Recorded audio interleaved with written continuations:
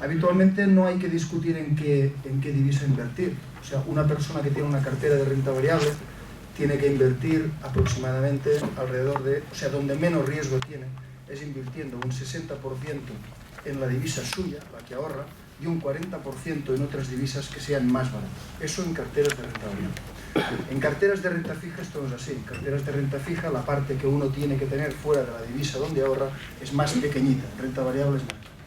Ahora, tal y como está el euro y las preocupaciones que hay sobre si vuelve el dracma, si vuelve la peseta, está claro que una de las cosas que tenemos que primero ver es cuál es nuestra divisa. Es decir, vamos a hablar ya de la nuestra, luego hablaremos de la otra.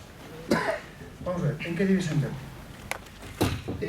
La problemática de la zona euro la vamos a intentar, digamos, resumir en 2 o 3 problemáticas importantes que detectamos de la zona euro. Y vamos a intentar tratarlas cada una de ellas por separado. La primera problemática de la zona euro, que está en los periódicos cada día desde hace ya meses, es la deuda de la zona euro. Entonces yo concretaría, no tenemos que hablar de deuda excesiva en la zona euro, sino lo que tenemos que hablar es deuda excesiva en los países periféricos. Y vamos a ver que es bastante distinto. Hay primero una precisión que quisiera hacer que para mí es importante para enfocar el problema, que es que la zona euro no es Europa a día de hoy. La zona euro son 17 países y en Europa hay 16 países más, algunos de los cuales están en la Unión Europea y otros no, que sencillamente no tienen al euro como divisa. Es decir, podríamos decir que el euro hoy es una divisa a medio hacer. Aquí está el listado de países que están dentro de la zona euro y el listado de países que están fuera, según si son de la Unión Europea, etc. Esto es determinante. El problema no sería el mismo si a día de hoy la zona euro fuera toda Europa que si la zona euro es solo la mitad de Europa, como es. Vamos a hablar de la deuda europea. Desde hace 5 años, o sea, hasta hace el año 2004-2005, había un elemento en común, que es que los países, tanto si eran desarrollados como si eran emergentes, tenían aproximadamente unos niveles de deuda parecidos. Más o menos debían alrededor del 65% del PIB. Esto es la deuda de estos países. En estos últimos 5 o 6 años, hasta aquí, esto ha cambiado. ¿Ha cambiado de qué forma? De que los países desarrollados, los más importantes, se han ido endeudando más y los países menos desarrollados, los emergentes, se han ido cada vez a estar mejor. De forma que unos están cerca del 100% de la deuda de su PIB, los desarrollados, mientras que los emergentes están en el 40% de la deuda de su PIB. O sea, hoy el dinero está más en los países emergentes que no en los desarrollados. Hay un punto de inflexión. Este punto de inflexión fue el Lehman Brothers.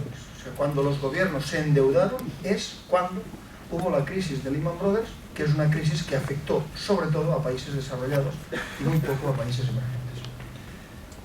Es verdad que dentro de esta deuda general no todos los países desarrollados están endeudados. Y pongo algunos ejemplos de países desarrollados que no tienen deuda alta. Por ejemplo, Australia, Nueva Zelanda, Suiza, Dinamarca, Suecia, y hay bastantes más. Pero si vamos a la zona euro, la primera pregunta que nos tenemos que hacer es, tanto hablar de deuda de la zona euro, bien, ¿cuál es la deuda de la zona euro? La deuda en agregado de la zona euro es un 96% del PIB. Entonces, vamos a ver si esta deuda está muy desbocada o no lo está en relación a los otros países desarrollados del mundo. Ya les anticipo, no está, es una deuda media. Por ejemplo, Estados Unidos tiene más deuda que Europa, 101%, y Japón mucha más deuda que Europa, más del 200%. Entonces, siendo las cosas así, lo primero que tenemos que preguntar es, vamos a ver, para los países desarrollados tener unas deudas altas como son estas, ¿es problema o no es problema? Bueno, vamos a ver. Estados Unidos, que tiene una deuda alta, cuando hoy va a buscar dinero a los inversores y les pide dinero a 10 años, es decir, que le dejen el dinero durante 10 años, les tiene que pagar un 1,86%, o sea, menos de un 2%. Mucho problema no tendrá Estados Unidos cuando es capaz de financiarse a 10 años al 1 y pico, o sea, pongamos al 2%. Entonces, es un motivo de reflexión. Y Japón que tiene un 200% de deuda, se financia a 10 años al 1%, por debajo. Va a buscar dinero y se lo dejan al 1% a 10 años. Entonces, ¿realmente el mercado está pensando que la deuda de los países desarrollados es un problema? Claramente no. Si el mercado pensara esto, estos países estarían pagando su deuda al 5, al 6, al 7% a 10 años. Entonces, si estos niveles de deuda no son problemáticos, ¿por qué se habla de problema de deuda en la zona euro cuando tenemos una deuda pues incluso mejor? Bueno, primero, ¿qué tiene de diferente la zona euro respecto al resto? En primer lugar, sencillamente que no tiene un bono único. Es decir, Estados Unidos tiene un bono, Japón tiene un bono. En Europa no existe un bono. Están pidiéndose en todos sitios que se dé un bono, que es lo que se llaman los eurobonos, lo han leído, es decir, que en la zona euro haya un único bono. Está claro que si hubiera un único bono, no habría problema de deuda en la zona euro. A lo mejor este bono hoy se pagaría pues al 2,5%, etcétera, etcétera, sí, a 10 años. Entonces, ¿cuál es el problema? Que en la zona euro existen, cada país tiene sus bonos. Por ejemplo, Alemania se está endeudando a 10 años, le dejan el dinero al 1,77%. O sea, Alemania evidentemente no tiene problema. Francia, que no tiene problema, le dejan el dinero a 10 años al 3%. Entonces, para poner otro extremo, a España se lo dejan al 5,19 y a Italia al 6,60. Entonces está claro, muy bien, que si hubiera los eurobonos, nadie hablaría del problema de la deuda de la zona euro, con lo cual, si estamos hablando de este problema, es sencillamente porque hay diversas partes que están todas emitiéndose en bonos y no hay una de sola. Ahora bien, entonces si entramos dentro de la zona euro, y lo que aquí hacemos es diferenciar entre países, claramente hay pocos países que ya mirándolos como país tengan un problema de deuda. Estos países son pocos y han sido todos atacados. Es decir, Grecia, 157% de deuda, Italia, 129%, Irlanda, 120%, Portugal, 111% y España. Porque han sido atacados estos 4 países más España. Entonces, ¿por qué los mercados atacan a España si miramos su deuda no llega al 70% del PIB? Es decir, estaría incluso más bajo que la media de países desarrollados. Bien, el motivo por los cuales los mercados atacan a España es porque no están fijándose en la deuda que tiene hoy, sino España, a diferencia de muchos otros países, tiene un problema inmobiliario. Entonces los mercados lo que están diciendo es, se están fijando no en la deuda que España tiene hoy, sino en la deuda que España tendrá cuando haya acabado de sanear el problema inmobiliario, y luego vamos a ver aquí las cifras. Ahora bien, atacados estos países y atacado España, una cuestión que quisiera quedar muy clara, es decir, no hay ningún otro país por atacar. Es decir, que nadie tema que se vaya a atacar a Francia, Bélgica, todas estas cosas que se dicen. No hay ningún motivo. Si se salva España, que es el último país en ser atacado, evidentemente es un cortafuegos. No hay nadie más detrás para ser atacado. Esto es importante. Segunda problemática de la zona euro. Esta es la de la deuda. Segunda problemática que tiene la zona euro. Burbuja inmobiliaria. Ahora bien, añadiría, burbuja inmobiliaria, ¿dónde? De los 17 países del euro, solo hay burbuja inmobiliaria en 2. En Irlanda y en España. No hay ningún otro país de la zona euro con burbuja inmobiliaria. Si analizamos esto era un momento del año 2006, justo antes de que estallara la burbuja inmobiliaria. Aquí teníamos una indicación que ya la dábamos en su momento de qué países tenían burbuja y de qué países no tenían burbuja. Son estas líneas, digamos, grises, que al final relacionan una cosa que lo que vienen a buscar es cuál es la rentabilidad de alquiler que dan los inmuebles. Si dan mucha rentabilidad por alquileres que están baratos, si dan pocas que están caros, y van a buscar una media. Según esto, la conclusión que teníamos ya, pero esto ya es de hace mucho tiempo que lo dábamos, es la siguiente: que España e Irlanda eran los 2 grandes países con burbuja inmobiliaria, y de los 2 que había dentro de la zona euro, lo que sí está claro es que han tomado un camino diferente totalmente para resolver el problema. ¿Qué hizo Irlanda? Irlanda, en el año 2007, en el año 2008, reconoció el problema inmobiliario e hizo lo siguiente: creó lo que aquí se está ahora barajando, que es la creación de un banco malo. ¿Banco malo qué quiere decir? Sencillamente esto: los bancos que se tuvieron que quedar inmuebles que no les pagaran, estos bancos tuvieron que reconocer un precio de mercado por estos bancos. Pero lo reconocieron enseguida. Es decir, ¿y de cuánto fue el descuento? Estos bancos, si tenían en sus libros los inmuebles a 100, los tuvieron que vender a precio de mercado, que era 42. Es decir, aplicaron a los activos de los bancos un 58% de descuento. ¿Esto qué generó?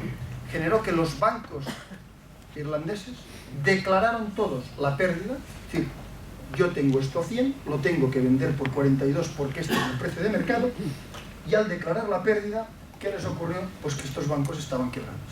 Entonces, el Estado irlandés, que antes hemos visto que tenía una deuda de 120, el Estado irlandés en aquel momento no tenía deuda, tenía una deuda del 50% del PIB. Y el Estado irlandés, como Estado, tuvo que tomar una decisión. Y la decisión no fue salvar los bancos, la decisión que tomó fue salvar los depósitos. Y puso tanto dinero público como hizo falta, para que los bancos, todos ellos, pudieran responder de los depósitos. ¿Esto qué hizo? Esto generó que a día de hoy, todos los bancos, todos en Irlanda, son públicos. O sea, el accionista mayoritario de todos los bancos es el Estado. ¿Por qué Irlanda hizo esto que se llama el banco malo? O lo que se llama vía rápida. O sea, primero, ¿Irlanda se lo inventó? No. De crisis inmobiliarias ha habido muchas. Y en el pasado ha habido crisis. ¿Qué han hecho esto? Banco malo. Es decir, reconozcamos cuál es el problema hoy, pongamos el capital que haga falta y los bancos empiezan a circular de nuevo. Y también ha habido países que han seguido el camino que ha seguido España, que es lo que se puede denominar vía lenta. Es decir, no, usted vaya contabilizando las cosas poco a poco, es decir, los inmuebles no los contabilice en mercado, vaya depreciándolos cada año un poquito, y a lo mejor en 10 años habremos contabilizado lo que otros han contabilizado de golpe. Las diferencias de una estrategia u otra son radicales. En el pasado, como he dicho, hay muchos países que han hecho una cosa y algún país menos que han hecho la otra. Países que lo han hecho de golpe, lo hizo Suecia, Banco Malo, lo han hecho varios países. Países que no lo han hecho, pero lo conocen ustedes bien, Japón. Japón no hizo nunca un banco malo, tardó muchos años, de hecho, de momento lo que está haciendo España, lo más parecido que hay es lo que hizo Japón, es decir, ya llevamos casi 5 años, llevamos de caídas inmobiliarias, y de momento nosotros seguimos en una vía lenta, reconociendo las cosas lentamente. Japón hizo lo mismo. No reconoció totalmente las pérdidas bancarias hasta 13 años después de haber iniciado el problema. Entonces, ¿cuál es la experiencia que se extrapola de esto? Pues muy sencilla. Los países que han hecho un banco malo, que han reconocido el problema, primero, la crisis económica se acaba antes, y segundo, el crédito que dan los bancos también empieza a circular antes. Los países como Japón, que no han hecho banco malo y que intentan arreglar las cosas con el tiempo, la crisis ha durado mucho más y evidentemente los bancos han estado sin capacidad de prestar durante años y años y años. Entonces, bueno, ¿cuál es la situación inmobiliaria aquí? Bueno, hay muchos índices, les ponemos de aquí. Este es el índice de Fotocasa. Este es para segunda vivienda en España, donde dice, las principales conclusiones es que llevamos 56 meses cayendo los inmuebles en España, que los inmuebles, esto es vivienda, han pasado en España de 2.952 euros metro cuadrado a 2.112, luego una caída de un 28,5%, y en las ciudades también. En Madrid, ciudad, caídas de 4.400 euros metro cuadrado a 3.300, y en Barcelona, ciudad, caídas desde 5.300 euros metro cuadrado a 3.700 euros metro cuadrado.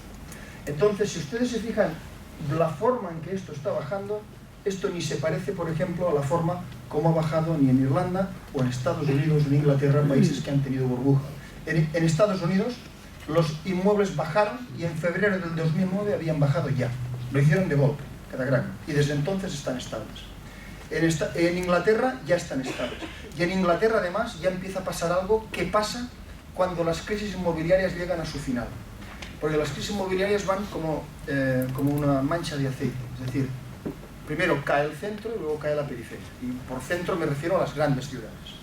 Uno de los señales de que la crisis inmobiliaria llega a su fin es cuando el centro, grandes ciudades, suben y la periferia todavía sigue cayendo. Esto es el final. ¿Dónde está pasando esto? En Inglaterra. Londres empieza a subir y el resto sigue cayendo. Luego Inglaterra está al final. Pero en España, no. En España las caídas en Barcelona ciudad y Madrid ciudad han sido parecidas a las del resto del país. Con lo cual, ¿qué quiere decir esto? Que solo mirando esto le queda. ¿A qué tasa estamos bajando desde el inicio? a una tasa del 6,9% anual, bueno, y si consideráramos la inflación del 8,9%. ¿Cuánto más puede durar?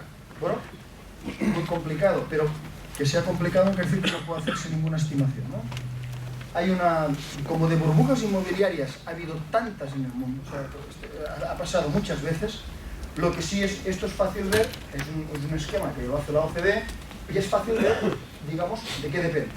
Y básicamente, en el eje de las X abajo están la duración en trimestres, cuántos trimestres dura la caída de precios, esto es que los precios caen, y en el eje de las X está la inflación. Y evidentemente la duración depende de la inflación, y voy a poner un ejemplo.